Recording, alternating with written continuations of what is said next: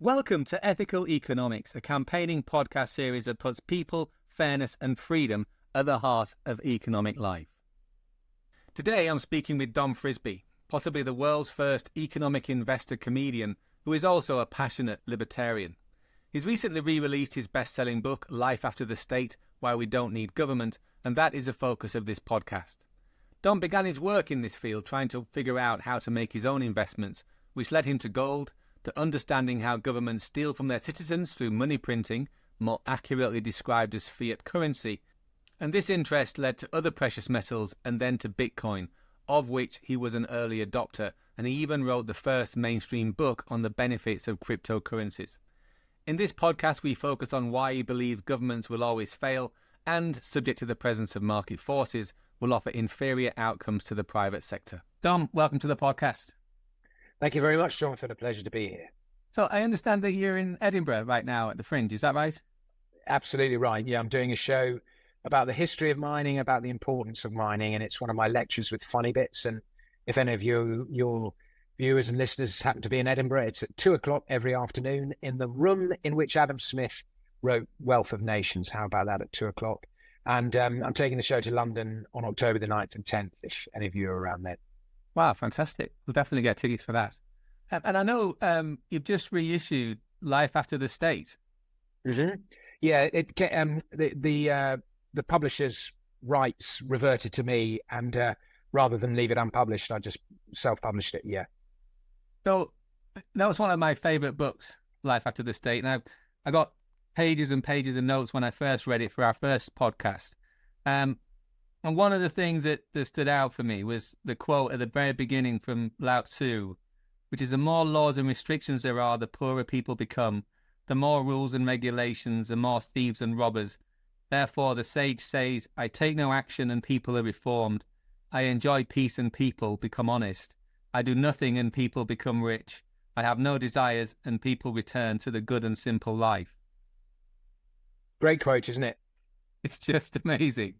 And it's great. And the funny thing, I've always liked quotes. And when I was writing Life After the State, I just, because it was my first book, I just, for some reason, I peppered it with quotes. Every time I found a good quote, I found a way of crowbarring it into the book. But yeah, it's interesting that, even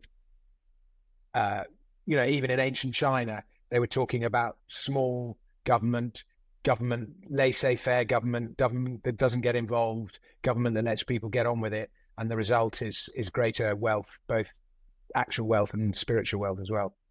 And I wonder what are your feelings with regards to when you look at the book again and see that your analysis was pretty much bang on with nearly everything, and as you say in the introduction to the reissued book, you just can't believe, well, it's all true, but you can't believe how much worse things have got. Yeah, it's incredible. I mean, I'm really proud of that book. I don't think it sold that many, it sold thousands of copies, but it didn't sell hundreds of thousands of copies, but it was a pretty good seller. But loads of people say it is their favorite book. And particularly because it just makes all that philosophy of small state and individual responsibility and all of that, it just makes it accessible and readable. And I was going to update all the statistics, and then in the end I just didn't bother, because I thought I'll update them now, and then in 10 years' time they'll just be 10 years worse, and it'll still be the same problem. So I didn't bother. I just kept it so it's of its time. But most of the statistics are fairly timeless, and the arguments are fairly timeless. And but yeah, it's just. I wrote it 2012, I think I wrote it. It was published in 2013, and it was just coming out of the financial crisis. And, I'd been investing in gold, and I bought into the anti-fiat money narrative for a good 6 or 7 years before that. And I thought everything, fiat money was collapsing in 2008 at one point, and it didn't. But I just can't believe how long the system can go on for. And, if you look at ancient Rome, when Nero started debasing coinage in AD 63, and Rome didn't fall for another 300 years, but really debasement was a 50-year process for the money to go from more than 90% silver content to nothing. And so I wonder if this is well, it's more than a 50-year process, because it's been going on for decades. But I struggle to believe that things, if governments and countries were corporations, they would have gone bankrupt years ago. Mm. And when you look at the book, what are the principles that stand out as the ones that have been proven the most? The main argument of the book is that whatever the government does, the private sector can do it better. So it's kind of like an anarcho-capitalist manifesto, if you like. And the argument that we've got into the mess that we're in is it's the sound money argument. So I put most of the root causes of everything because we have a society in which one body has the power to create money at no cost to itself, the state, and everyone else has to work to get money. And when one body has that amount of power, it's inevitable that it will become disproportionately large within our society. And that's why the state has just got so big and bloated. At the turn of the 20th century, the state was at 10% of GDP. Now, by the time you factor in inflation and currency debasement, it's well in excess of 50% of GDP. And, in the Soviet Union, the maximum of the Soviet Union was only 75% of GDP. So we're not far off those numbers. But the core argument is, so fiat money is why we're here. And the core argument is that it can be done to a higher standard at a lower cost if it's delivered with market forces at play. So healthcare would be better and cheaper. And don't tell me that healthcare is free, because it isn't. We pay for it. Education would be better. Look at the internet. It's the most powerful educative tool ever invented in all history. And for the most part, it's free. Even defense could be better. Infrastructure would be better. Transport would be better. Every single thing that the government does would be done better and more cheaply with no state involvement. So you say there's a caveat or an assumption of market forces. So just challenge you on the technical aspect of the water companies being privatized, and yet they're pumping feces into the rivers and stuff. So what's your experience? Are you learning on how to ensure market forces are at play so that you do get that positive outcome? Because the worst possible for me is crony capitalism. And that's when private companies whose main motive is profit are awarded government monopolies. And instead of the regulator being the customer, the regulator is the government. So, the punishment for Thames Water being so crap is just a fine. And it doesn't change their ways. As Charlie Munger once said, show me the incentive and I'll show you the outcome. The trains are awful because these private companies have government monopolies. And I could go on. And, I don't know how the supply of water would work in a free market situation, because the market would sort it out.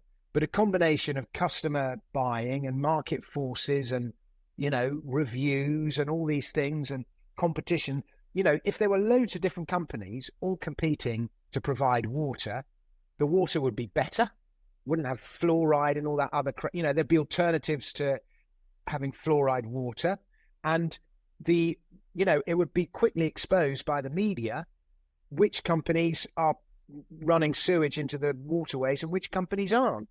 And the companies that are would just lose their customers because people don't want to sponsor that kind of stuff. So the market would just take care of everything. Yeah. And you don't even need, government regulators, because media now, everyone's got a mobile phone. Everyone can hold everyone to account. Yeah. Or is that just drawing out some of this stuff? Is there anything else that when you look at the book, and you said that the book was of its time, in 2012, but it doesn't read that way. No, I don't think it is. I mean, it was written then, but the message is time. I'm quoting Lao Tzu. He was saying the same thing in ancient China. The message is timeless. A lot of the illustrations are of that time. But, for example, if I'm making the argument about education, I tell the history of education in the 19th century.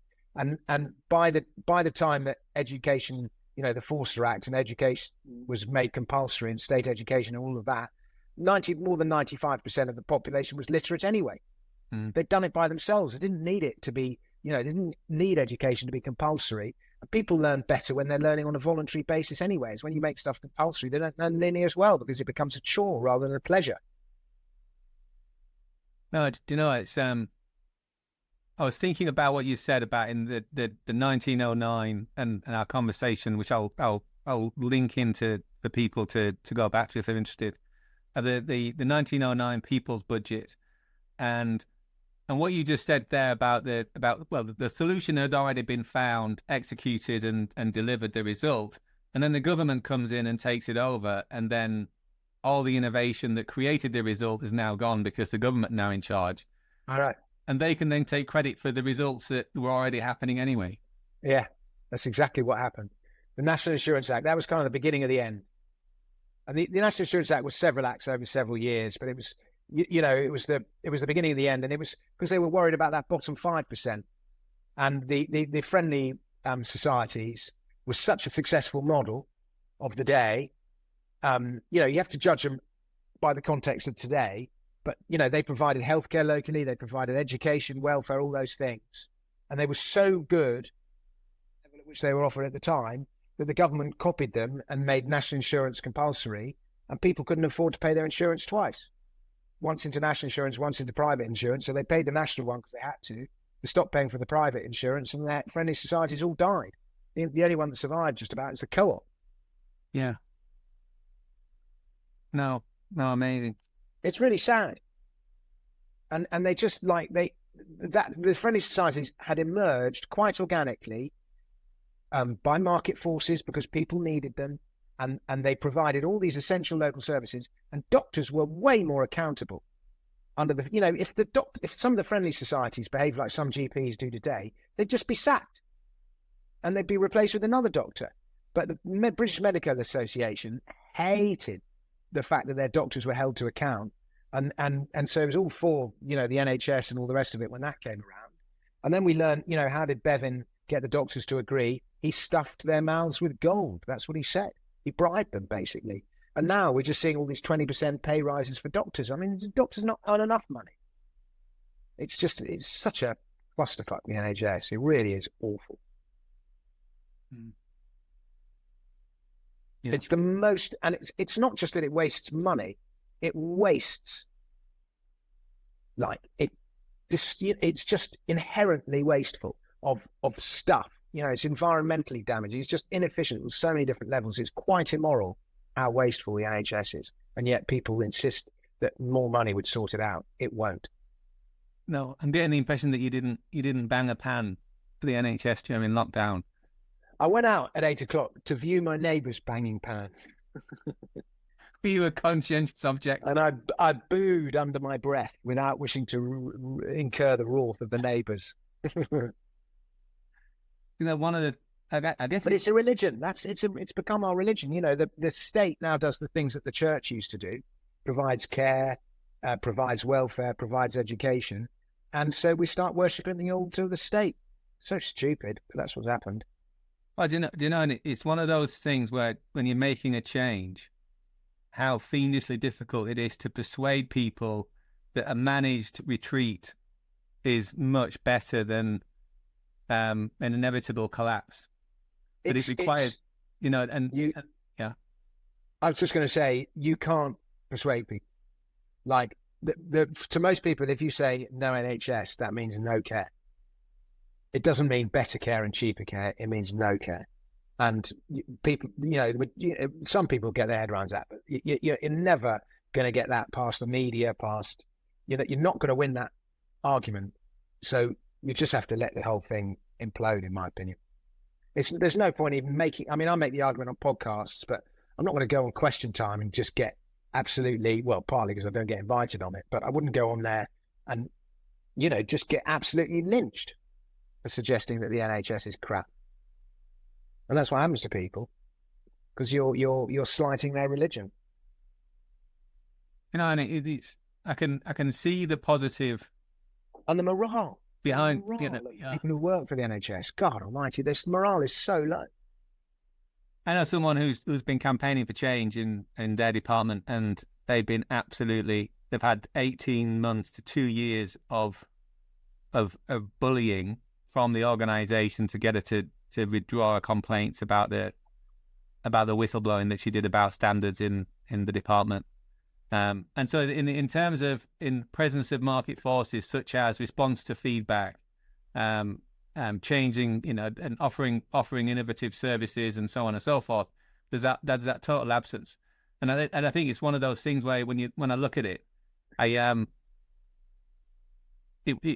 it's the absence of leadership that were not the managers, so the consultants who were supposed to be the leading it, not doing their jobs and stepping in and taking care, because they have the perverse incentive that if the NHS goes badly, then they can see those patients as private clients anyway. So it's a perverse one, isn't it? Really, very difficult. If you look at go on Google reviews, right, and look at reviews of some of your local businesses, and you see a local restaurant which is competing for your custom with other local restaurants.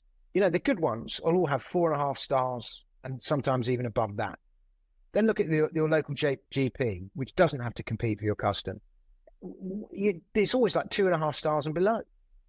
And then you do the same. You look at Google reviews for local schools, which again don't have to compete for your custom, compared to Google reviews of stuff that isn't provided by government, some small business of some kind. You just can't compare the two. Mm. And if all these services were having to compete for custom, they would be so much better, but they don't. So complacency sets in, and they're terrible. Well, if I can draw your attention to, there's another one of the great quotes in your book, and it was from a little-known book called The New Approach to Freedom. Economist E.C. Regal says, "Natural law inspiring personal enterprise induces man to help himself by helping others. To advance himself, he must contemplate and gratify the wants of others, who in turn gratify his wants through the process of specialization of labor and exchange. Thus we see that personal enterprise is cooperative and social," which I would see as a wonderful summary of all the work of Adam Smith. I was going to say, that's Adam Smith's invisible hand right there, isn't it?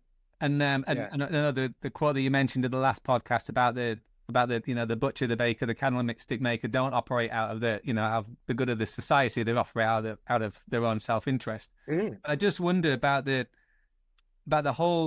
challenge that we've got now of all the dependencies that they're now present in our system. Have we come to rely on the NHS, the government? If there's a problem, the government should sort it. If there's a problem on our streets, the police should sort it rather than us as a community sorting it.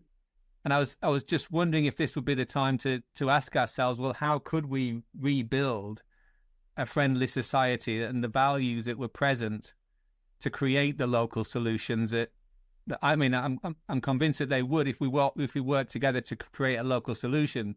I just don't know how we'd have enough people who understood how to work together and collaborate and to say, well, this is on us. Yeah, well, you do find communities, there's a lot of well-meaning people in communities, and they often, when they get together and try and do something, often there are incredible results. But the problem, and families as well, but the problem is when the state is doing things that the family should do, and you can go, well, the state helps the people at the bottom, but when the family is then absolved of doing that thing.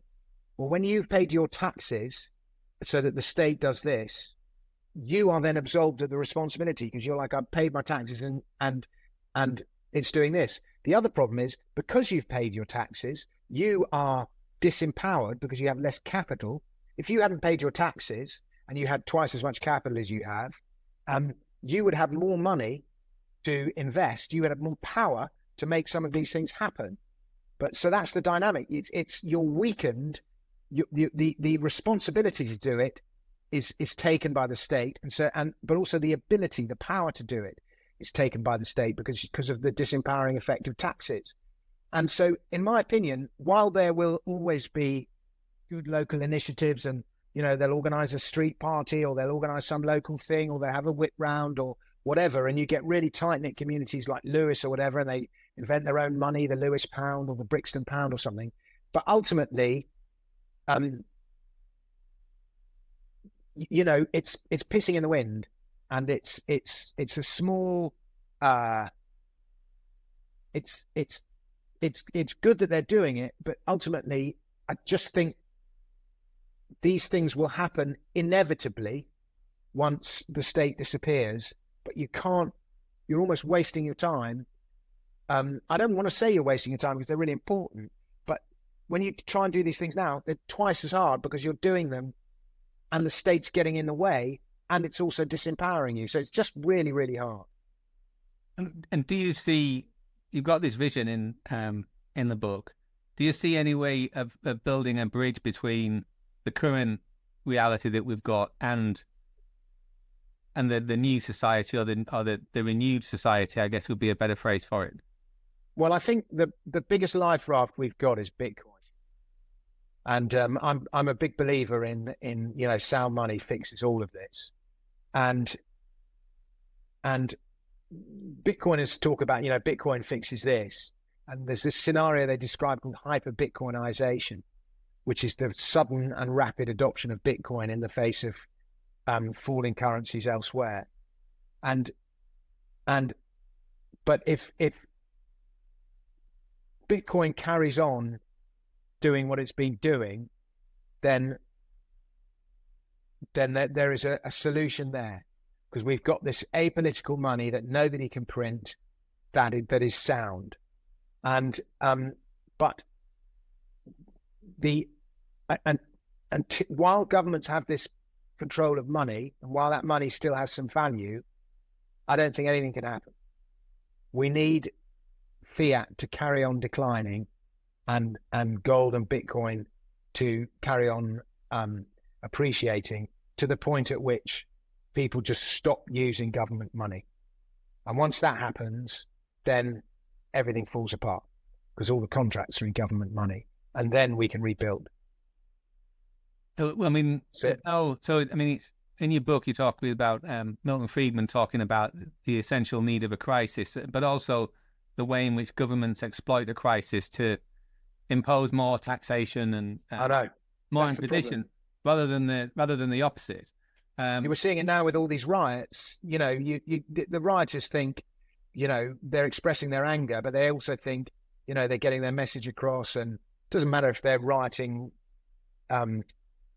It doesn't matter who's doing the rioting. They all think they're getting their message across and they're helping, but not. All they're doing is enabling the government to do more social media surveillance, more clamping down on free speech, more clamping down on protest, and ultimately government increasing its powers, increasing its reach, and increasing its the amount of GDP that it consumes.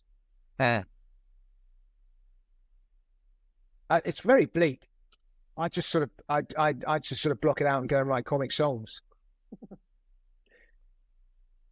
I really don't. I can see. I can see what the solution is. It's money, but I can see how to get there. But Peter Thiel wrote a very compelling essay in 2008 called "The Education of a Libertarian." One of the arguments he made was that you can't achieve political change through politics, and I don't think you can. You have to achieve it through new frontiers, whether that's in cyberspace and tech. Technology is destiny, and tech is changing a lot of things. If you think of the impact of mobile phones and media and free speech, how that has opened people's eyes to what's going on. But he also talks about new frontiers, whether it's in cyberspace or at sea or underwater, and new countries and so on. It's very hard at the moment, but you're seeing these city-states. There's going to be a few city-states emerging, and that's exciting. And then, I'm just wondering about just conceptualizing the ideas. And if we, rather than imagining having a libertarian state, if we had a libertarian individual, what would stand out for you if you were sitting down or having a drink with a libertarian? What would you notice about them as a person that would be key to their success? They started out as socialists. It's amazing. So many libertarians started out as Marxists. Is that your background? No, no, it's mine. I never really had a political background. My dad was, SDP, left of centre, and I just sort of thought that anything right wing was evil growing up because that's what I was told, but I didn't really think about it. And I only really got politicised when I started buying and investing in gold in the noughties, and then I learned about sound money. That's only when I was never really. I mean, I voted for Tony Blair in 1997. That's how deluded I was. But just backtracking about Marxists. There's loads of libertarians start out Marxists. You see this with Marxist and libertarian philosophy. They all agree on the problems. They just the Marxist solution is more state, is the state solves it. And the libertarian solution is that the state is the problem. And apart from that, most of the things that rile them about the state of the world, whether it's unnecessary wars or economic injustice or whatever it is, they're the same. They're angry about the same things. It's just a different solution. And it is that quote, isn't it, that we in your book that jumped off the page for me, if I can just find it, is from Michael Cloud saying the problem isn't the abuse of power, it's the power to abuse.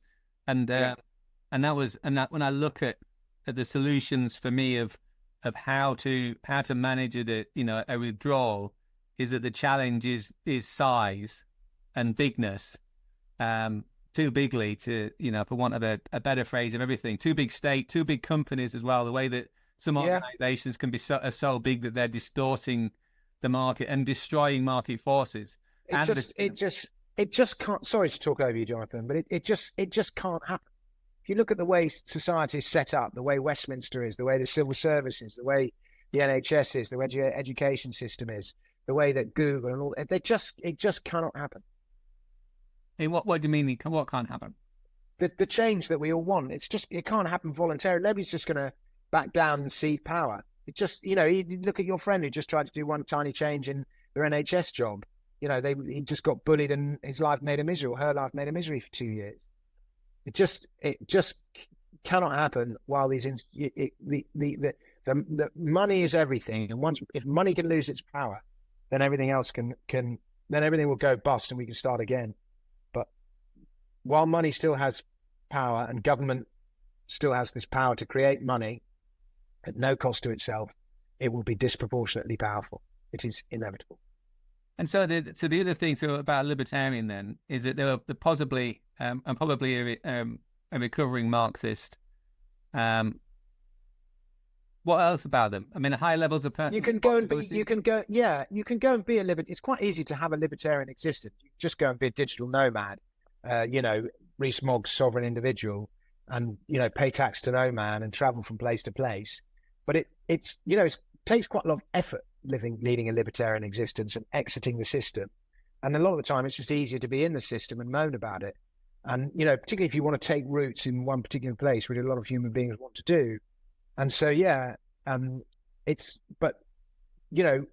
we have non-dom status for the super rich, and many international corporations effectively have non-dom status because they're different assets and trademarks and so on are all located in different places. But, and it's now possible through technology for people who don't earn very much money to all become digital nomads, and it's a growing workforce. You talk to people in Bitcoin, so many of them are digital nomads, but it's not, so you can still have it, but it takes effort. Probably the most libertarian country. The other problem with being a libertarian is, if the most libertarian country like is Switzerland or something like that, it costs an absolute fortune if you want to move to Switzerland. I think 1 in 7 people in Switzerland are millionaires. Yeah, no, very difficult. And no, in one of your other books, Daylight Robbery: How Tax Shaped Our Past and Will Change Our Future. I'm guessing, this is just a guess, is that Rachel Reeves has not been in touch to ask you how to change the tax system and to keep her promise that she's not going to increase income tax and VAT and what advice would you give her on understanding the tax system and how to create a smaller state? What would you do if you were Chancellor to improve the tax base?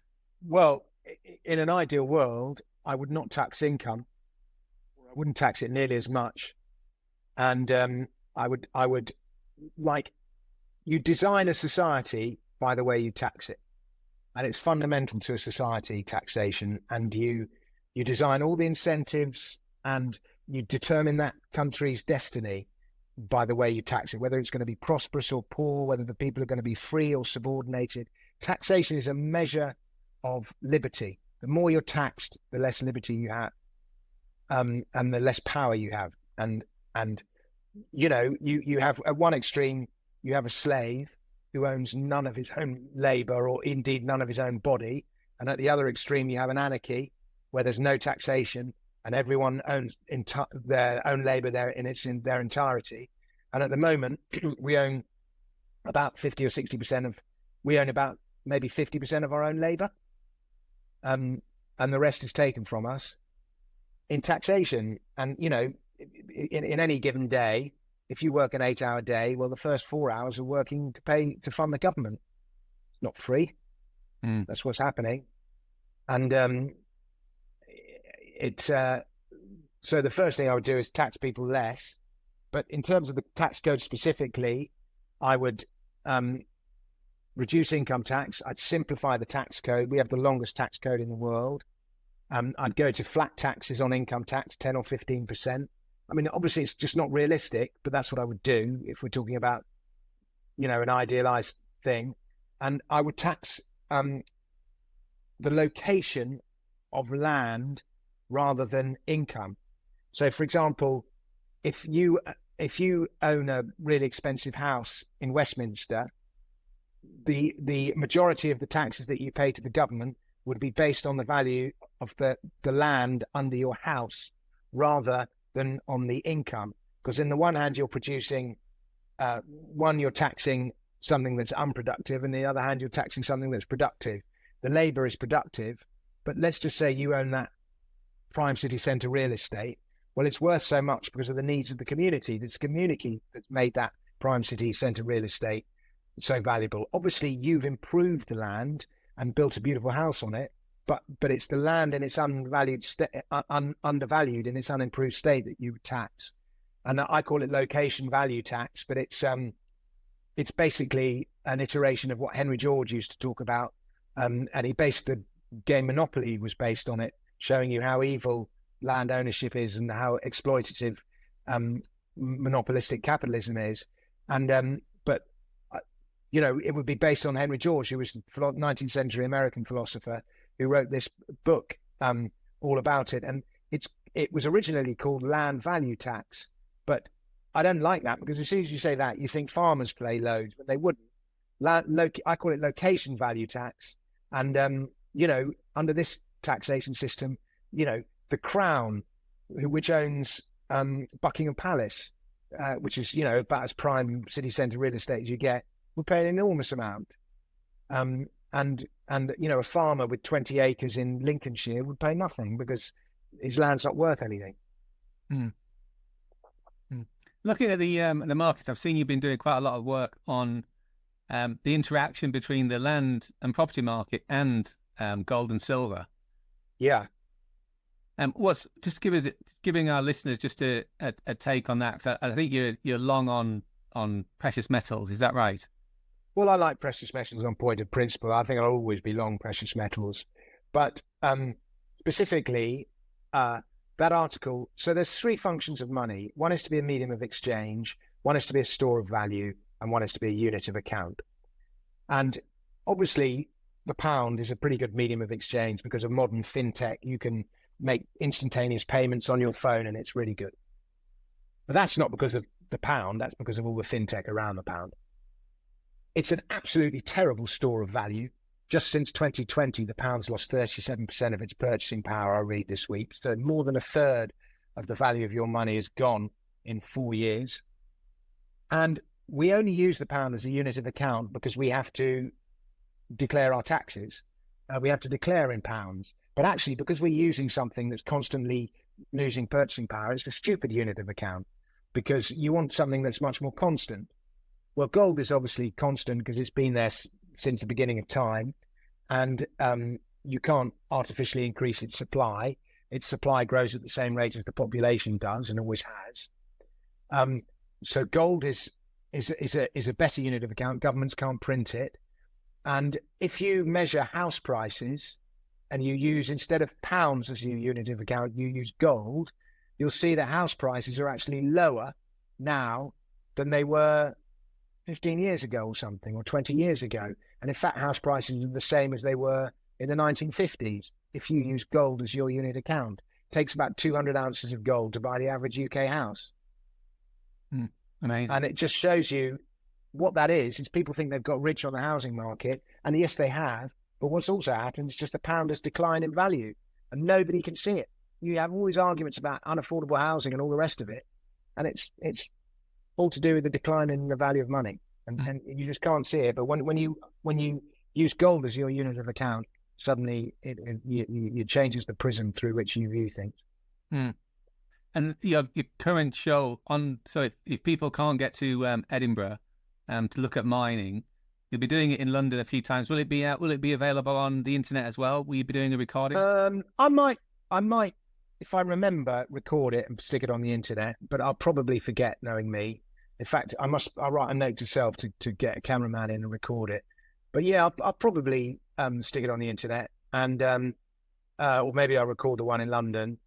But yeah, it's a really interesting show, actually. I wrote it very quickly, and I didn't know how it would go down, but people really seem to be interested by it. It's had really good reviews and stuff. So we did one on gold last year, and it attracted more people, and I guess more people are interested in gold than there are in mining. So the numbers were better last year, but I actually think the show is better this year. No, I think you I mean, there's a lecture with funny bits. Is that how you describe your stuff, isn't it? I call it, yeah. I think that's still available. Is it the Adam Smith lecture? Well, no, the Adam Smith lecture I took down because we went to make an actual film of it. You can watch the film, which was based around the lecture. And it's an hour-long documentary. It's really good, all about the philosophies of Adam Smith and how they were realised in the economics of the Edinburgh Fringe. Doesn't sound like that compelling a title, but once you watch it, you'll be hooked. No, I absolutely I love that one. I thought it was fantastic. Thank you, Jonathan. You're very kind. A wonderful way of bringing it to life, and the difference between the elite doing it their way and giving people what they think they ought to have because it's good for them, and then the democratic side of people being driven just really by the quote of people being driven by their own personal responsibility and interest to share something and to reach out to people, and that being the driver of the Edinburgh Fringe. And that was a great work. People don't come to the Edinburgh Fringe out of charity. They come here because they want to get noticed and improve their career and make money and get better at what they do. It's all self-interest that drives the whole thing. Yeah, and then the way in which the change of pricing mechanism as well, that was brilliant, which we won't spoil for people, but we'll send a link out when we release the thing. Is there anything in wrapping up, mate, the next few years, what are you looking at, working on? Well, I've actually got a question for you, Jonathan, and that is about the 18-year property cycle, which I know is something you're very interested in. Yeah. And, it really looked like house prices had hit the skids last year, and then just this week, they're up again. And, it's so teed up for declines starting in, I don't know, late 2025, 2026. It's just so teed up now. There's just so many things, and you could just see them shaping up for, a real correction in housing. And is that what you guys are looking at? You think there's big trouble ahead? Yeah. And just when every time I tell Phil, it's not gonna go until 26. It's not gonna make it. He said, John, he said, it's everything's going as clockwork. And even the idea that I was once watching, I was a fan of American football, and I was a fan of the New England Patriots, and I was watching the Super Bowl, and they were behind in the final, and it got at halftime they were way behind, and then towards the end, even to the third quarter, they were way behind. And then I woke up to the headlines, Patriots win. And I just couldn't believe it, because they were behind until I think nearly the end of the third quarter. Or they were behind until nearly the very end. But they were just trailing by this biggest margin in Super Bowl history. And so I said, well, then a near miracle, at least two near miraculous plays must have happened for this outcome to take place. And that's what I've learned now to see with the crash coming, is regardless of how unlikely I now perceive it to be that we're not going to make it, and there's all this crash, it'll make it to 25, 26, maybe into 27, given how much money was printed, but it will crash.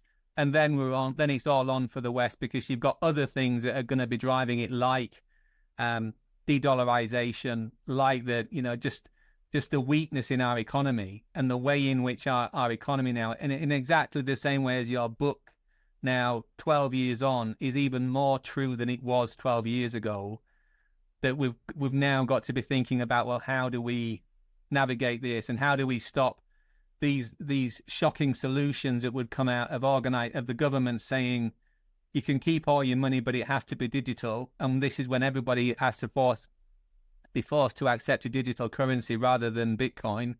And I think that's for me is a much more worrying scenario. But everything that we see is all on, and just when you think it's going to crash, then it's all on again. And the news has got to start getting positive. And also just the taxes. I think the added taxes that Labour are going to bring could make things even more. It's so expensive to buy a house now. And I just think if they do capital gains tax on your main residence or something like that, that just could seal the deal. Yeah, and if I guess the delay it, then they'll just, they'll do crazy things, right? Because they're not getting good advice, they're not listening to good advice, and what's Phil saying? Is he saying 20? Is he giving you a month? Is he being as specific as saying a month, or is he just saying 2026? No, there's and the lessons from understanding the cycles is that things can get pushed out to by a quarter or even 6 months, and the key is to look at the signs and the symptoms of an impending crash, so that you can time it really well. So is it anything from like Q4 2025 to Q1 2027? I would say that would cover the things. I would be surprised if it went earlier, to be honest. My own sense is 26 to 27, but the key thing is to look at the market and to turn down the volume. So when do we hit the low? 2029. You what? Sorry. Get the low then 3 or 4 years after that. Yeah, 29, 30. So at least 4 years down. And then the question is that the challenge, but what I'm interested in is the way in which everything's shifting. I did an interview with Michael Hudson just as the Ukraine-Russia war was starting, and he was talking about de-dollarization and the rise of the BRIC economies and that trend, right? And then I messaged him about 6 months later, because that whole conflict accelerated the move away from the Western economic system, including SWIFT payments, so that because the West now is showing their hand in taking Russian assets, albeit you can say it's with justification because Russia's a murderous country, blah blah blah, but they're taking assets which are technically illegal. It's technically against the law to steal someone's money and assets and stuff, so you're appropriating that, but they're doing it. And that's, for me, is that the world was moving over towards Africa and Asia and South America, away from the developed nations, and that's just accelerating even further. And then you've got the craziness of the bombing of the Nord Stream pipeline and all those things are just it's just forcing everything over towards Asia. And so in that sense, the other thing that we're looking at the moment is, to what extent are we going to be turning Japanese, for want of a better phrase, just to paraphrase a song, and have anemic growth / declines for 2-3 decades. Well, that's been the case since 2008. I think the key thing, mate, really is that, for me, if society is going to have a problem, then the key thing is to create your own community, isn't it? And to have your own group of people that you work with, and looking at, like, for me, like, the insight I get from your Substack, absolutely fantastic. The stuff that we give our subscribers as well on helping them prepare. But then it's also the only answer to every problem is community, and it's local community. Now, what's your question? And so in that, what we're encouraging people to do is to build relationships and links locally, so that they are in a stronger position, and they can get solutions that suit the people, and not just to propagate a system that really should have collapsed a long time ago. Yeah. It was interesting what you just said there about the 50 years for the Roman Empire before it started the decline, or the serious problem started. It's just over 50 years since America came off the gold standard, isn't it? I know. But that was straight to zero. But yeah, anyway, that's all a bit more. Yeah, there's a lot to it. Anyway, we've got some exciting years ahead, that's for sure. Unfortunately, we have, haven't we? And it's going to be very exciting. And I'm looking at thinking, do you know what we need to be doing is now that the fear's ramped up on just about everything, and overreactions, is the ability to take a chill pill, and just to stay calm with stuff, right? And to notice your emotions, because that's the thing that pushes people over the edge, and they panic, either jumping up too far, this is my last chance, versus missing out and staying too long in stuff. That emotional management is a crucial thing. And your approach, which is, when I was looking at your the notes again, just about, well, you're a financial commentator / economist and a comedian. And I'm actually thinking now it's not just some strange thing. It's actually a competitive advantage, because you can laugh at it. It takes a comedian to laugh at how crazy this shit is. And I'll put the links out on the podcast for people to find you on social media, and we'll get the Adam Smith documentary as well. Thank you. Yeah, and if your viewers want to sign up for my Substack, theflyingfrisbee.com, they're very welcome. Brilliant. All right, buddy. Thanks a lot. Cheers, Jonathan.